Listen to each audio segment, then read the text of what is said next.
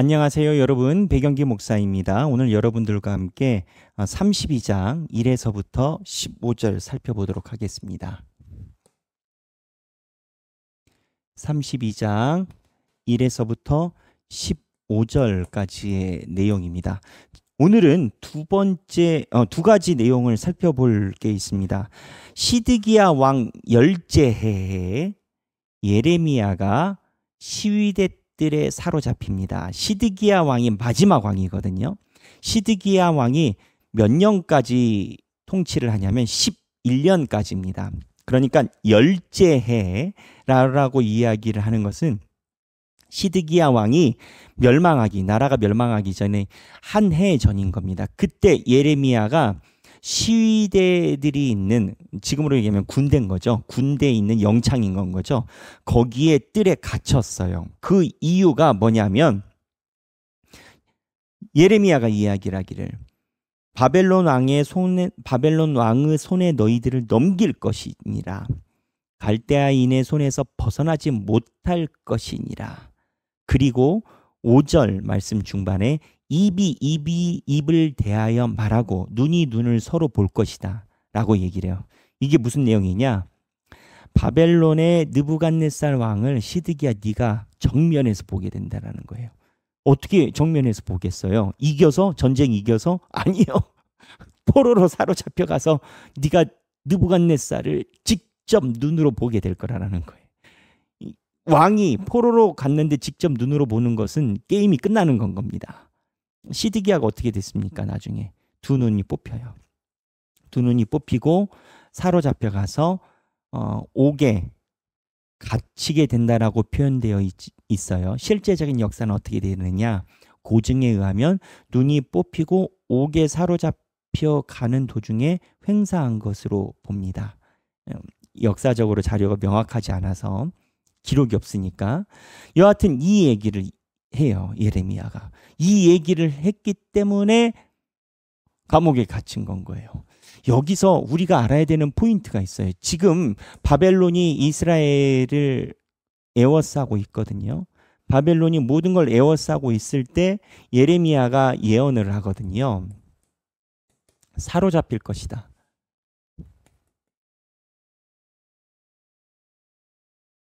이걸 누구한테 하느냐?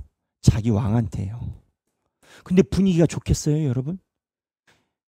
우리는 1년 후에 사로잡힐 걸 알지만 이스라엘 백성들은 지금 결사항전을 하고 있거든요. 근데 예레미야가 나와가지고 니들 사로잡힌다라고, 나 망할 거라고 이 얘기를 한다라는 거예요. 이거 분위기 좋겠어요.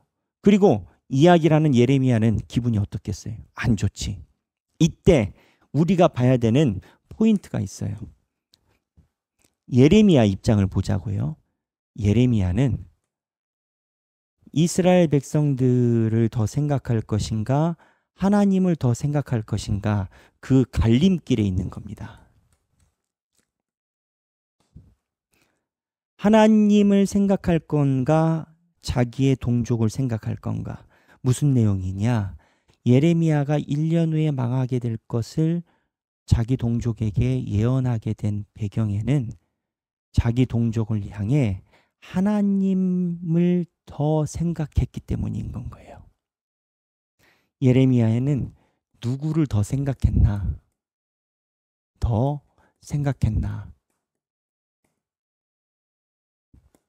하나님이에요. 극한 상황에 가면요, 여러분 양자택일을 할 수가 없어요. 양자택일을 해야 돼요. 네. 양자 중에 택 하나를 해야 돼요. 극한 상황에서는요, 양자를 다 잡아간다는 건 없습니다. 갈림길에서 누구를 더 생각했냐라고 얘기를 할 때 예레미야는 하나님을 더 생각했다라는 거예요. 하나님을 더 생각해서 감옥에 간 거. 동족에다가 이런 얘기를 하는 예레미야가 마음이 편했겠어요? 예레미야도 사람인데 마음이 불편하지. 난 엄청 불편했을 것 같아. 여러분 안 불편했을까요? 불편하죠. 다 불편하지. 그러나 하나님을 더 생각했기 때문에 이 일을 가져갔다는 거예요. 그 다음에 여기에 있는 동안에 회복의 징조가 나옵니다. 예레미야가 이르되 6절입니다. 여호와의 말씀이 내게 임하였느니라. 32장 6절. 이르시기를 보라 내 숙부 살룸의 아들 하나멜이 내게 와서 말하기를 너는 아나돗에 있는 내 밭을 사라. 이 기업을 물을 권리가 내게 있느니라 하리라 하시더라. 여기서 기업을 물을 권리, 이거는 우리에게는 익숙하지 않은 법적인 절차에 물을 권리가 우리말로 얘기를 하면 그 땅이 나왔어요. 그럼 땅 나오면 돈 많은 사람이 땅을 사면 되잖아요. 근데 이스라엘은 그러지 않아요.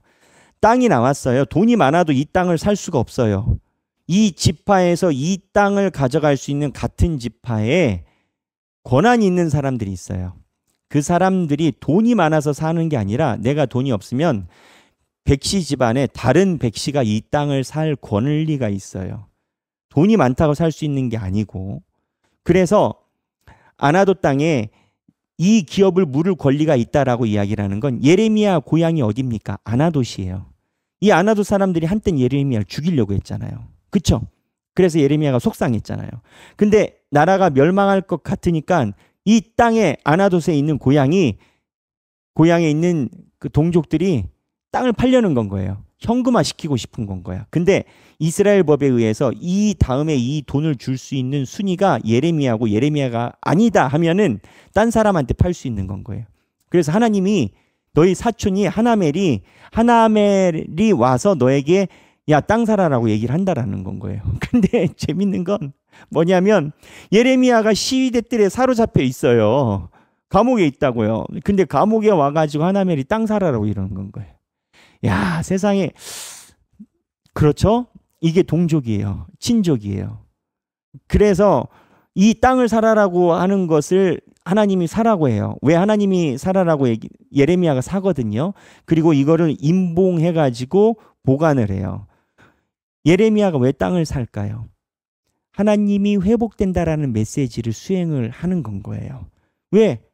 만약에 나라가 멸망하고 없어질 것 같으면 이 땅 사면 돈 날라가잖아요.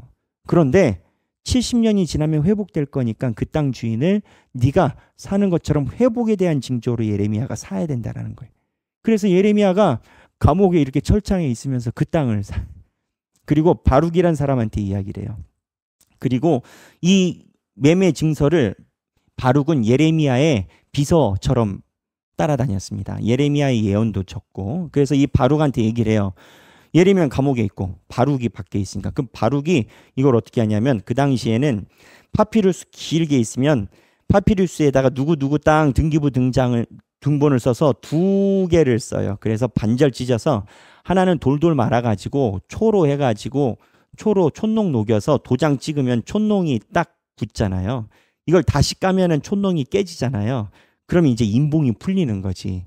그래서 이 옛날에는 파피루스를 돌리고 왕이 서신을 보낼 때 못 읽게 하려고 초를 뿌리고 초가 뜨거울 때 옥새를 찍어버려요. 그러면 옥새 흔적이 있잖아요. 이거를 누가 열어보면 이제 이게 초가 깨지는 거지. 그래서 이거를 인봉하는 절차로 여겼어요. 하나는 인봉해가지고 보관하고 다른 하나는 언제나 확인할 수 있게 카피본인 건 거죠. 우리말로 따지면. 카피본 하나는 볼 수 있게 이렇게 해놔요. 그 작업을 바룩에게 시켜요. 그러니까는 분위기가 예레미야가 하나님의 말씀대로 선포했다가 지금 감옥에 가 있고 철창에 가 있는데 땅 사라라고 자기 동족이 온 거고 그 땅을 또 사. 하나님의 말씀대로 70년 후에 회복될 거니까 그거를 바룩에게 인장을 해가지고 하는 그 장면이 오늘 그 장면이 나오는 건 거예요. 우리가 생각할 게 2가지가 있어요. 하나는 예레미야 아까 얘기를 했었던 갈림길에서 누구를 더 생각했느냐고 두 번째 섭리를 보는 눈입니다. 섭리를 보는 눈. 무슨 내용이냐? 예레미야는요. 지금 삶에 엉뚱한 일들이 엄청 일어나요. 남들이 이거 제가 웃으면서 이야기를 하기도 했지만 얼마나 황당해요. 아니 감옥에 갇혀 있으면 음식을 갖고 와서 동족이 영치금이라도 넣어줘야지. 고생하고 있잖아 동족이면. 근데 와가지고 하는 소리가 내 땅 사라는 거야. 네가 싫으면 내가 딴 사람한테 해서 현금화 시킬 수 있는데 네가 서열이어갖고 내가 물어봐야 된다는 거야. 감옥에 있는데. 근데 이때 예레미야는 무엇을 보느냐? 하나님이 이루어 가심을, 하나님의 길을 봅니다. 근데 예레미야가 하나님의 길을 보는 이유가 있어요. 뭐냐? 하나님이 말씀하셨거든요. 우리의 삶이 그래요. 우리의 삶에 수없이 많은 피상적인 일들이 많이 일어나. 근데 그 안에서 하나님의 길이 없을까요? 있어요. 근데 하나님의 길을 보는 눈이 어디에서 생기냐고요? 하나님의 말씀에 근거한 자가. 똑같이 오늘도 운동을 하고 똑같이 직장을 출근하고 똑같이 교회 생활을 했는데 하나님이 말씀하신 바가 이루어짐을 보는 자가 있고 못 보는 자가 있어요. 그 차이는 뭐냐? 하나님께서 이루어 가심을 보는 자는 말씀에 서 있는 자가 하나님의 섭리를 봅니다. 그러니까 볼 수 있는 안경이 있어야 자세히 보는 거 아니겠어요? 그 기준이 여호와의 말씀이에요. 그래서 말씀은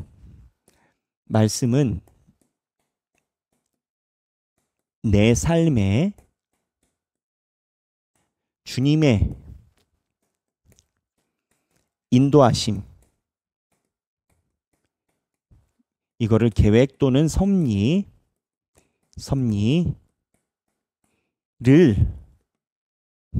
알아보는 눈이다. 말씀, 하나님의 인도하심을 알아보는 눈이에요. 오늘 이 부분을 여러분이 곰곰이 생각해 보시면 좋겠어요. 우리가 성경 공부를 하고, 저도 그렇습니다. 성경에서 주시는 메시지가 있잖아요. 이게 메시지에서 끝나지 않아요.